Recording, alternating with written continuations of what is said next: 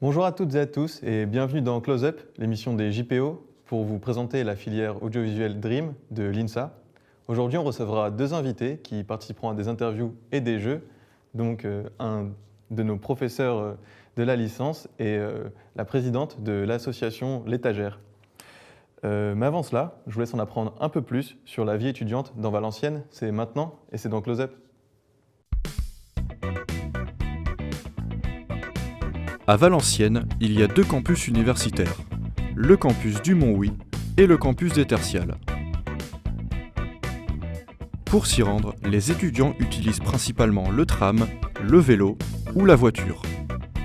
Ils peuvent aussi loger dans une des résidences universitaires qui se trouvent à côté des campus, la résidence Jules Mousseron et la résidence Jules Marmottan, ainsi que la résidence du campus des Tertiales.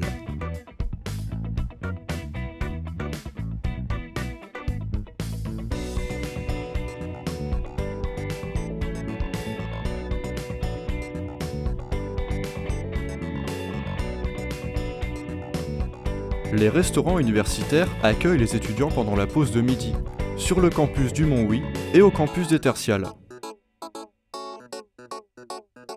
Les bibliothèques universitaires, quant à elles, permettent de se documenter sur différents domaines, d'emprunter des livres, des DVD et des revues, ainsi que de travailler dans de bonnes conditions.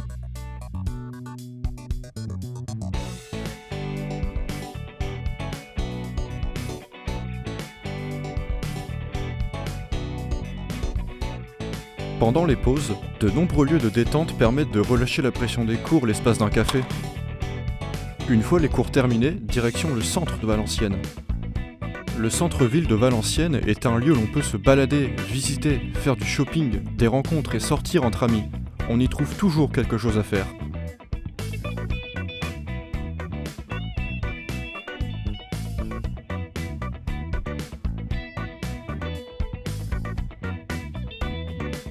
Il y a par exemple de nombreux magasins dans lesquels faire du shopping, ainsi que des bars où se retrouver le soir entre amis. Le parc de la Rhônelle date de 1904 et a été dessiné par l'architecte Henri Martinet. Ce jardin à l'anglaise, s'étendant sur 5 hectares, est un endroit très agréable dans lequel on peut se balader ou passer un après-midi entre amis. C'est aussi un musée à ciel ouvert, avec les différentes œuvres d'artistes valenciennois qui s'y trouvent. À proximité du parc, le musée des Beaux-Arts de Valenciennes comporte une dizaine de salles dans lesquelles nous pouvons admirer des œuvres allant du XVe au XXe siècle. Malheureusement, celui-ci est actuellement fermé pour cause de rénovation, mais il propose sur son site internet des visites virtuelles permettant malgré tout de découvrir ses œuvres. Non loin de là se trouve le Phénix, c'est la scène nationale de Valenciennes, créée en 1998. Le cinéma Gaumont, quant à lui, est situé au cœur d'une zone de loisirs, non loin du centre, et possède 15 salles dont une 4DX. En face du cinéma se trouve le Satellium, un lieu où l'on trouve 24 pistes de bowling, des tables de billard, des bornes d'arcade, ainsi que 2 restaurants, de quoi s'amuser et se restaurer entre amis. Les différentes associations étudiantes sont aussi là pour rythmer la vie des étudiants. Elles organisent divers événements comme des soirées d'intégration, des concours de création et bien d'autres. Et on est de retour dans Close Up, l'émission des JPO. On accueille tout de suite notre premier invité pour la première interview.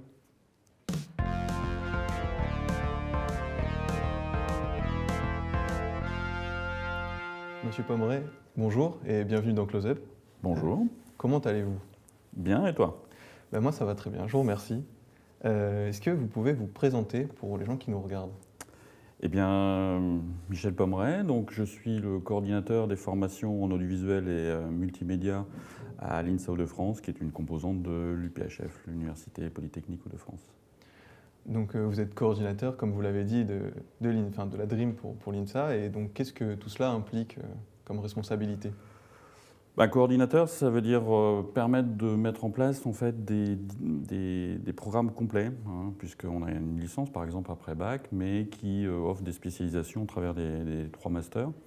Mais aussi, on a en parallèle un titre d'ingénieur, donc c'est d'offrir une cohérence de l'ensemble de ces formations pour vraiment ouvrir sur un spectre très large de métiers en fait. D'accord.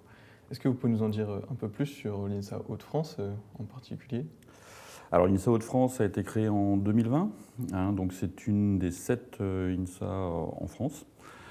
Donc c'est un groupe d'écoles d'ingénieurs, alors avec la particularité à Valenciennes, dans les Hauts-de-France, de proposer également des licences et des masters. C'est pour ça que par exemple en audiovisuel, on a à la fois donc, un cycle de licence avec les 3 masters et en parallèle donc, un premier cycle et un cycle d'ingénieur pour des spécialités dans l'audiovisuel et le multimédia. Donc 2020, c'est quelque chose d'assez récent finalement. Est-ce que la transition n'a pas été trop compliquée? Est-ce que vous n'avez pas dû changer des choses que vous préfériez peut-être avant? Oh, c'est toujours mieux avant, comme on dit, mais bon, non, c'est... Déjà, l'INSA s'est créé sur quelque chose qui existait. Donc il y a quand même, comme là dans le département du visuel, beaucoup de dynamiques liées à l'existence antérieure du cycle de licence et de master. Bon, après, effectivement, il y a toujours des problèmes d'ajustement, hein, c'est clair. Mais bon, le fait d'appartenir à la fois à une université et à la fois à un groupe d'ingénieurs, je pense que ça nous permet de voir l'avenir sereinement et d'avoir de belles perspectives en mélangeant des profils licence-master avec nos titres d'ingénieur et encore plein de choses à créer, à imaginer. Voilà, vous êtes confiant pour l'avenir et Tout pour à la fait. suite. Et comment vous décririez peut-être la filière Dream pour les potentiels futurs étudiants qui nous regardent? Waouh! Ça, c'est super large. compliqué. D'abord, je pense que il y a cet esprit école depuis toujours. C'est pour ça qu'intégrer un INSA, c'était pas forcément compliqué. Je pense que d'abord, ce qui fait la particularité, c'est vraiment d'avoir un groupe, que ce soit les enseignants, que ce soit les étudiants, qui sont vraiment passionnés par un objet qui est l'image, le son. Et c'est ça qui, je pense, crée une dynamique et quelque chose de très particulier qui soude tout le monde, en fait. Et chacun peut venir, par rapport à cet objet, image, son, venir y chercher un petit peu ce qui l'intéresse le plus, soit produire du contenu, soit plus développer des technologies, des techniques. Et je pense que c'est vraiment ce qu'on peut d'ailleurs ressentir au travers de cette journée porte ouverte, c'est cette dynamique d'avoir tous ces individus, mais qui savent travailler ensemble pour produire des choses comme cette émission, par exemple. Eh bien, c'est gentil. C'est vrai que l'audiovisuel, c'est quelque chose de très large et que ça implique souvent du travail d'équipe. C'est un peu aussi ce qui est développé ici au cours de nos années, de savoir travailler ensemble. Tout à fait. Est-ce que vous pouvez rappeler peut-être à nos spectateurs quelles sont les formations disponibles ici, comme vous avez déjà commencé à le faire un peu? Alors, bon, il y a la licence, accessible à partir du bac, sur Parcoursup, donc un cycle de 3 ans, donc très général sur toute la partie audiovisuelle, donc avec beaucoup aussi de travaux pratiques et de projets, alors progressifs sur le cycle, mais avec vraiment la volonté d'ouvrir surtout du son, de l'image, un peu d'informatique, enfin des parties plus scientifiques, pour préparer à une spécialisation au travers des masters.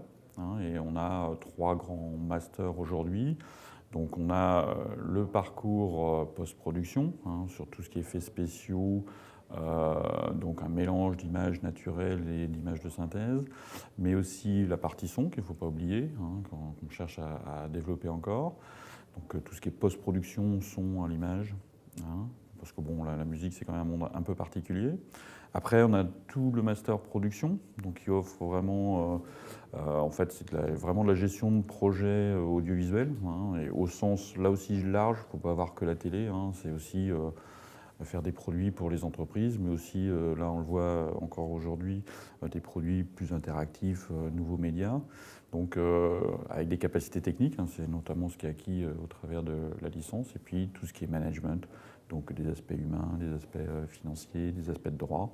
Et puis enfin, on a le parcours ISIS, qui est un parcours plus pour développer des dispositifs, des systèmes, faire un peu de programmation, faire du réseau, traiter des signaux, et qui donc a donné naissance à un parcours d'ingénieur, puisque tous les étudiants étaient ingénieurs en sortant de là, donc on s'est dit pourquoi pas faire un parcours ingénieur, donc qui ouvre là en 2022.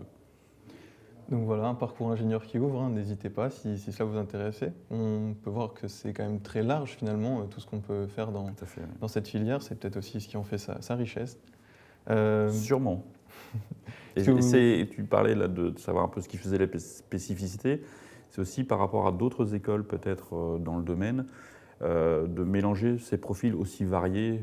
J'ai évoqué la technique très très pointues, tout comme la gestion de projet, la création de contenu, des choses comme ça. Et c'est vrai qu'on trouve peu d'écoles qui mettent tous ces étudiants en même temps à essayer de travailler ensemble et à faire des projets ensemble. Est-ce que vous avez un mot de la fin peut-être pour conclure cette interview pour ceux qui nous regardent et qui voudraient potentiellement venir nous rejoindre? C'est déjà de nous rejoindre pendant la journée porte ouverte, hein, parce que je pense qu'on découvre beaucoup de choses, et notamment qu'on n'est pas une fac, mais vraiment autre chose. Hein. Les étudiants ici font aussi, plus que d'être simplement dans un amphi à 150 à écouter un prof en bas. Je pense que ça, c'est le plus important, de venir voir toujours les formations pour se rendre compte de ce que c'est. Et puis, on est vraiment là pour les accueillir toute la journée. Eh ben, merci beaucoup pour toutes ces informations et pour vos réponses. Et vous ne nous quittez pas tout de suite, vous allez rester avec nous pour participer au jeu qui aura lieu après. Avant ça, je vous laisse une petite présentation sur les échanges possibles dans la filière. C'est maintenant et c'est dans Close Up.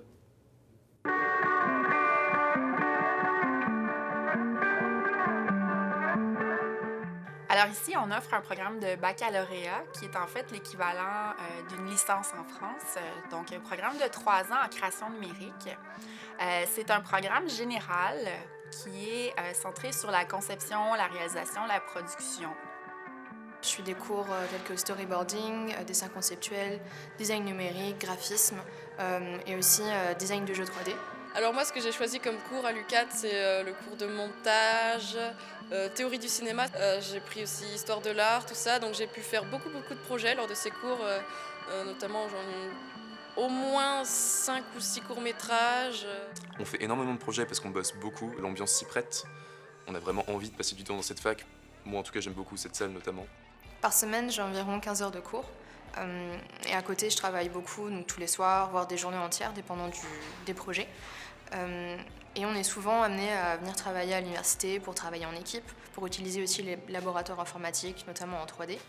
Ce qui est bien, c'est que l'université est ouverte 24 heures sur 24, 7 jours sur 7. Et on a aussi un service de prêt de matériel qui est plutôt pas mal, donc qui permet aux étudiants en fait de louer sur place tous les équipements, donc de louer les caméras, kit d'éclairage, kit de son, tout ce qu'il faut pour réaliser les projets. Je sais par exemple qu'il y a la salle fond vert qu'on va pas mal exploiter là dans le cours d'After Effects au 2e semestre. Le bistrot, the place to be quand t'as qu'une demi-heure de pause le midi et que du coup tu dois manger vite. Très bien. Il y a une salle de sport, il y a du volley, du badminton, n'importe quoi. Il y a quelques sports qui sont disponibles, mais c'est vraiment cool d'en profiter. Alors, par rapport à la France, ce qui change beaucoup ici, je pense que c'est surtout le climat. Autant au sens propre, dans le sens où le climat est assez frais, mais aussi en fait le climat en cours, les professeurs sont beaucoup, je trouve, plus à l'écoute et sont beaucoup plus proches de nous, on les tutoie. Ils sont disponibles, ils sont accessibles. Ils ne sont pas là pour nous rabaisser, au contraire, en fait. Ils nous poussent vers le haut et là-dessus, c'est vraiment positif. Il y a quelqu'un qui t'écoute et qui sait vraiment ce que tu fais et qui n'est pas juste là à corriger des copies ou corriger un examen ou t'aider en TP. Où ça donne plus envie de se tirer vers le haut. Ça tire vers le haut cette fac et c'est vraiment bien.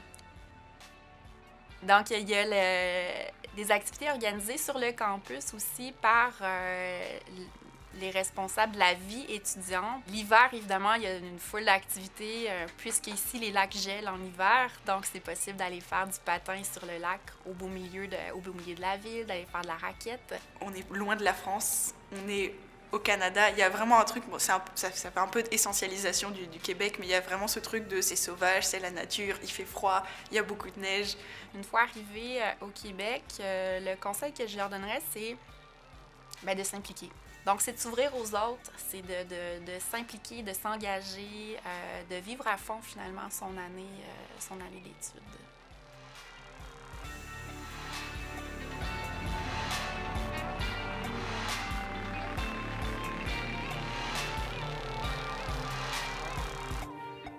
Et nous voilà de retour dans Close Up, l'émission des JPO, de bien belles images qui pourraient, pourquoi pas, vous donner envie, à vous, de voyager aussi.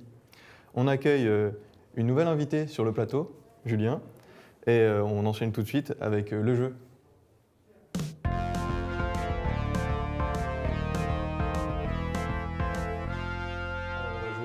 On va jouer à une famille en bronze, donc je pense que vous connaissez peut-être plus ou moins les règles, mais je vais quand même vous les réexpliquer.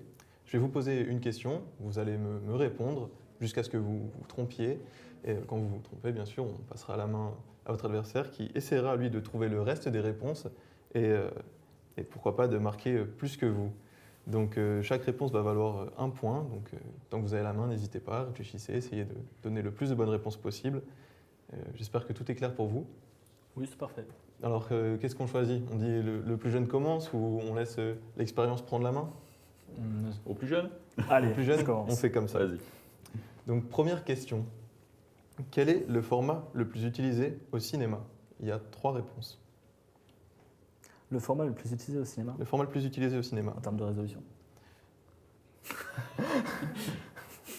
Donne-moi une réponse et je te dirai si elle est bonne. Ok. Bah, je vais dire du coup la 4K. Non, alors du coup plutôt en termes voilà, de taille d'image, je pense, ou Enfer. le ratio, si tu préfères. Ouais, le ratio, c'est du 2,35.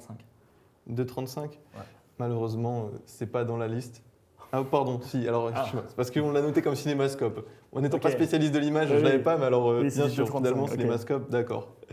Est-ce que Ok. tu en as un autre? Le 4 tiers Le 4 tiers, effectivement, et il en Ok. reste un dernier. et le 16,9. Le 16/9, c'est ça, voilà. Ok. Bon, mais tu les as tous, tu vois, comme Ok, quoi. ça va. Ouais, désolé, hein, pour pas ressentir Il y a le bon aucun mot tout de problème. suite. Bon, deuxième question, pour vous, Monsieur Pommeret, peut-être l'occasion de remonter cette petite avance qui a été prise. Quel est le plus grand studio de production d'Hollywood? Vous avez 5 réponses. Le plus grand. Gaumont? Le plus grand studio de production De d'Hollywood. production, oui. Ouais. Pardon. Les noms ne me reviennent pas. Il y en a 5, la liste est assez grande. Si vous n'avez ouais. pas le meilleur, c'est pas plus grave. Je ne vais pas vous presser, mais il va me falloir une réponse. Ouais, non. Après, Hollywood, La je sais Warner pas. ou... Voilà, exactement. Par exemple, la Warner, qui est le studio, le plus grand studio d'ailleurs. Donc, Ah bon, voilà. Et vous en avez peut-être un autre, Universal après américain. ou... Universal, qui est dans la liste aussi, ou la effectivement. MGM? Malheureusement, non, la MGM n'y figure pas. Ah Je bon. vais passer Plus maintenant. Ok. à Julien. Paramount. Paramount, ouais. Il en reste 2.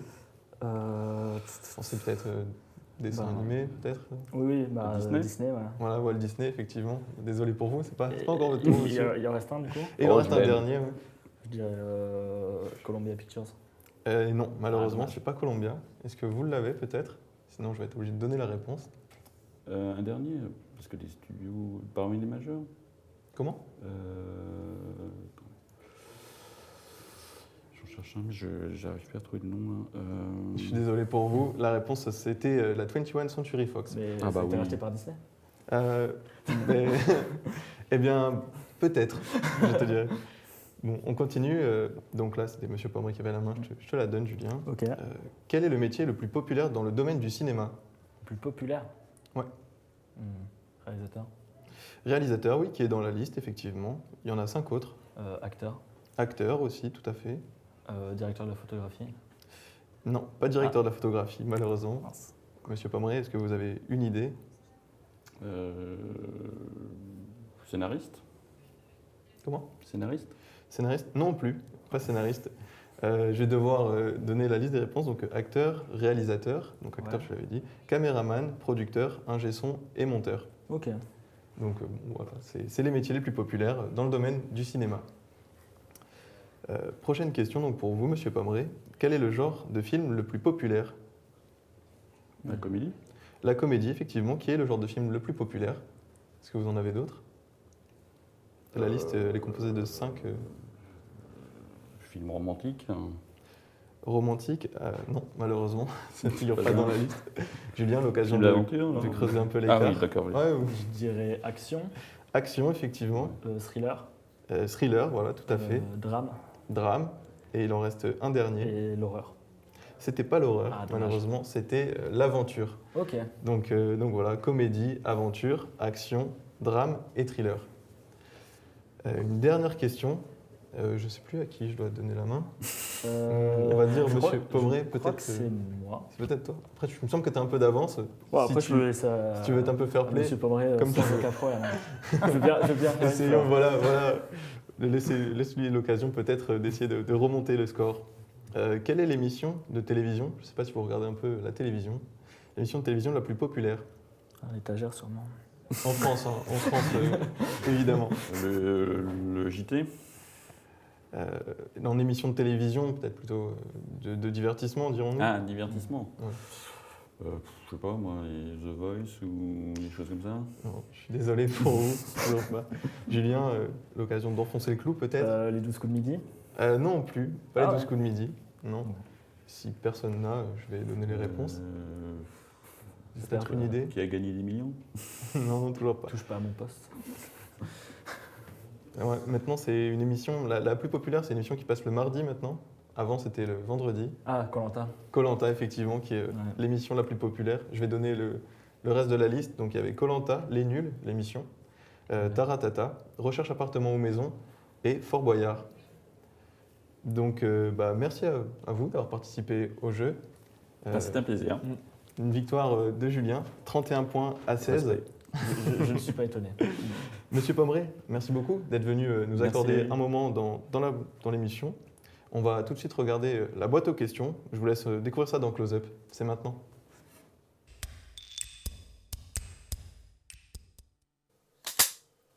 C'était parfait. C'est clair. Comment ça va? Ça va. On est prêt pour le projet Oui, très bien. et on vous attend. C'est une bonne question, c'est qui je suis. De mon côté, je m'appelle Samy Gacon, je suis le chef de projet de Staraxia. Moi, c'est Simon Nowakowski et je suis directeur de production du projet Staraxia. C'est quoi Staraxia? Staraxia, c'est une exposition numérique interactive qui invite le spectateur dans un voyage onirique et contemplatif. C'est un mélange de mapping vidéo, d'illustrations 2D, 3D, des créations sonores. On a tout créé nous-mêmes. C'est quoi un MGPR? C'est management de projet. Donc, en gros, c'est un cours qui nous apprend à diriger un projet et à comment le gérer, depuis la création aux idées, en passant par le financement, gérer les équipes. Mais comment mener un projet à bien, si on devait le résumer? Plutôt master prod, post prod ou ISIS. Alors de mon côté, je suis plus dans la post prod. Moi, je suis en prod. Et ensuite, on a aussi 4 étudiants avec nous qui sont en Master ISIS. Dans notre équipe, on a tous les profils, que ce soit des prods, des post-prod, des ISIS. C'est ce qui fait de nous une équipe assez complète. Où est-ce qu'on peut voir votre projet? Eh bien, on est situé justement au même étage que l'émission. On est au niveau du plateau son, donc la salle 002. Donc on vous invite vraiment à venir voir notre projet et puis voilà, venez en groupe parler de notre projet sur les réseaux sociaux. On a tout un site internet aussi pour le découvrir si vous souhaitez. Pouvez-vous retracer votre parcours scolaire? Après le lycée, j'ai commencé par faire des études en maths informatique. Oui, je ne t'ai pas tout dit. Et juste après ça, je me suis redirigé vers un BTS audiovisuel, donc montage et post-production. Puis j'ai fait un bachelor monteur-truquiste et puis j'ai intégré ce master post-prod. J'ai fait bac scientifique, une licence audiovisuelle et du coup maintenant master production audiovisuelle à DREAM, à l'Université Polytechnique de Valenciennes. Comment se déroule une année de Master 2? De façon officielle, très très bien. De façon officieuse, c'est le rush. On est toujours en train de courir. C'est très très bien. On a beaucoup de cours très intéressants, en tout cas pour le Master Production. On a le gros projet comme la Staraxia qui se déroule tout au long de l'année et sur lequel on travaille toute l'année. Il y a la recherche de stage aussi en même temps qui prend beaucoup de temps, mais sinon très enrichissant et très très intéressant au niveau professionnel. Une dédicace pour un ou une professeure. Monsieur Renan et Monsieur Renan Mourant et Monsieur Jean-Marc Lobin. On peut remercier Aude du club de Valenciennes, enfin du Valenciennois qui nous a beaucoup aidés. On remercie aussi nos sponsors, la région Hauts-de-France, le Crous de Lille, l'Université Polytechnique, DREAM à Valenciennes. Quel est votre film préféré? Pendant très longtemps, c'était Cloud Atlas, pour le découpage de l'histoire et la symbole qu'il y a à travers les époques. Intouchable, un classique, mais un classique français, pour moi, un très beau film. Du coup, merci beaucoup. On espère vous retrouver très nombreux et nombreuses pour le projet Staraxia. Donc pour rappel, on est au plateau son, salle 002, donc au même étage que l'émission. Venez découvrir notre projet, venez visiter notre site internet si vous n'avez pas l'occasion d'être là en présentiel. Et puis voilà, on a très très hâte de vous faire découvrir notre projet. Et puis voilà, on vous attend nombreux. Merci beaucoup. Et puis à bientôt. Club de fin. Et on est de retour dans Close Up, l'émission des JPO. On continue tout de suite avec la deuxième interview de notre deuxième invité.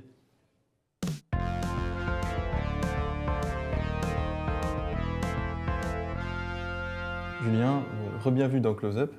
Merci. Comment tu vas après cette large victoire au jeu? Ça va très très bien et toi? Je te remercie, moi ça va bien, l'émission se passe bien.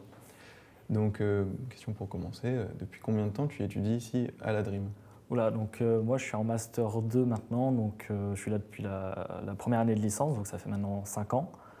J'ai fait quand même un échange du coup en L2 au Québec. Donc on va dire que je connais un peu tous les recoins qui puissent exister à Dream. De la Dream, d'accord. Justement, tu es en Master et comment se passe ton Master? Ça se passe bien, donc Master 2 production, on a beaucoup de projets, donc ça peut être parfois compliqué à gérer, surtout que quand on est à Dream, on a tendance à vouloir faire aussi des choses à côté, donc il faut réussir à lier les cours, mais aussi les projets perso, donc ça peut être un peu compliqué, mais sinon globalement, là c'est bientôt la fin, donc ça se passe bien. Justement, tu dis que tu as beaucoup de projets, tu as des projets importants peut-être cette année liés à ton Master, est-ce que tu veux nous en parler un peu? Du coup, en termes de projets importants là, cette année liés au cours spécifiquement, donc il y a Convergence, donc, qui est un projet MGPR que je co-réalise, qui de base était une fiction interactive et maintenant est devenue une fiction plus classique pour cause de Covid, etc. On a eu des complications. Donc c'est un projet qu'on fait depuis le début de l'année et qu'on espère pouvoir sortir avant la fin de l'année 2022. C'est vrai qu'on n'en a pas encore parlé, mais le Covid, c'est quelque chose qui a pas mal freiné le milieu de l'audiovisuel. Je pense que, j'espère que ça t'a pas trop ralenti dans tes projets. Peut-être tu peux en parler un peu ou... Bien sûr, ça nous a ralenti dans des projets. J'avais fait une web-série avec un ami où on a eu une pause de 6 mois de production avec le Covid. Je pense qu'on en parlera un peu plus tard, mais avec l'étagère notamment, du coup... on a eu aussi quasiment une saison entière à distance.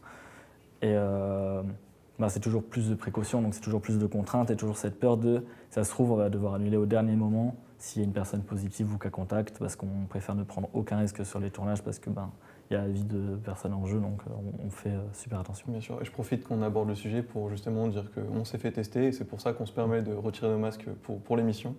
Tu as commencé à parler de l'étagère, justement. Qu'est-ce que c'est l'étagère? Présente-nous, introduis ton association. Du coup, l'étagère, c'est une émission hebdomadaire qu'on fait du coup ici à Dream, sur le même plateau sur lequel on est là, avec une déco un peu différente, tout ça. Mais du coup, une émission hebdomadaire tous les mercredis à 20h, en théorie, donc quand on peut, parce que des fois avec les cours c'est compliqué tout ça. Donc l'histoire de l'étagère, il y a un peu eu 2 grosses étapes. Donc il y a eu la création déjà de l'émission en 2019, donc quand moi j'étais en licence 3, qui a été créée par Clément Delobel, où là j'avais tout de suite rejoint, j'avais fait du coup chef rédactionnel, puis après j'ai fait de l'assistanat de production. Et ensuite, dans la perspective de professionnaliser un peu l'émission, on a créé une association en octobre 2020. Du coup, donc là, ça nous a permis ensuite de faire des demandes de subventions, etc. pour financer notre émission. Donc Clément avait pris la présidence et moi, du coup, je suis... ça va faire 1 an que je suis président de l'association depuis janvier. D'accord. Et donc c'est des missions hebdomadaires que vous tournez à la fac. Est-ce qu'on peut rejoindre l'étagère? Bien sûr, l'étagère, c'est vraiment ouvert à tout le monde. Donc il y a un noyau un peu qui reste tout le temps, donc le bureau et certaines personnes qui sont là depuis le début. Mais le but vraiment, c'est que les étudiants et les étudiantes puissent s'investir dans un projet audiovisuel régulier. Donc c'est pour ça aussi qu'on veut cet aspect hebdomadaire, c'est que en fait, les équipes techniques changent toutes les semaines. Donc si une semaine on n'est pas disponible, on peut venir la semaine d'après. Et aussi, si on est dispo tout le temps, faire un rôle sur une émission, puis la semaine d'après changer. Donc ça permet vraiment de découvrir des choses. Il y a cet aspect-là, du coup, technique live en direct, mais il y a aussi cet aspect avant, si on veut faire des magnétos qui seront diffusés dans l'émission, c'est possible aussi. Il y a eu une émission de cuisine, il y a eu une web-série, des magnétos plus culturels, etc. Enfin, vraiment, le but, c'est que l'étagère, ça soit un canevas pour les étudiants et les étudiantes afin de pouvoir pratiquer au maximum l'audiovisuel. Ce qui veut dire finalement, c'est quelque chose de très ouvert et puis c'est la volonté peut-être d'accompagner aussi tout le monde pour essayer de créer quelque chose, un produit. Donc si vous avez envie, n'hésitez pas à proposer quelque chose. Je pense que c'est assez ouvert. Et puis si vous voulez vous essayer aux différents métiers de l'audiovisuel, alors c'est peut-être une belle porte d'entrée aussi. Est-ce que tu as quelque chose dont tu aimerais nous parler, toi plus particulièrement, dans peut-être tes projets perso ou... Dans mes projets perso, en ce moment, on a du coup N'en parle pas, qui est un film réalisé par Marine Vanlerberg, qui commence à être diffusé un peu partout, où il devrait avoir une projection ici sur le campus le 24 février normalement. Et ensuite, là, tout récemment, j'ai co-réalisé un film pour le Nikon Film Festival avec Lisa, donc qui sort là le 1er février sur les plateformes du Nikon Film Festival, qui s'appelle Havre, et qui traite des violences homophobes. Donc je vous invite à regarder, à voter pour le film. Eh bien, est-ce que tu as peut-être des réseaux que tu aimerais communiquer pour qu'on puisse justement suivre tous ces projets qui arrivent? Du coup, sur YouTube, l'étagère, faut pas oublier le l'apostrophe. Sur Instagram, @l'étagère TV, et sur Facebook, pareil, @l'étagère TV. Et globalement, c'est ça mes réseaux, pour l'émission. Sinon, moi, c'est Julien HMP sur Instagram, où je fais un peu de photos, etc. Eh bien, n'hésitez pas, voilà, je pense que c'est important de soutenir et puis de regarder. Tu as l'air d'être quelqu'un d'assez investi dans ce que tu fais et ça nous fait plaisir. Merci d'être venu nous répondre à nos questions. Merci pour le temps que tu nous as accordé et pour la sincérité de tes réponses. Malheureusement, vous l'aurez peut-être compris, c'est la fin de cette première émission, mais ce n'est pas encore la fin de Close Up. On se retrouve à 14h pour la deuxième émission avec cette fois 2 nouveaux invités, à nouveau des interviews, à nouveau un jeu et l'occasion d'apprendre toujours un peu plus sur la filière audiovisuelle Dream de l'INSA. Je vous souhaite une bonne journée et à très vite dans Close Up.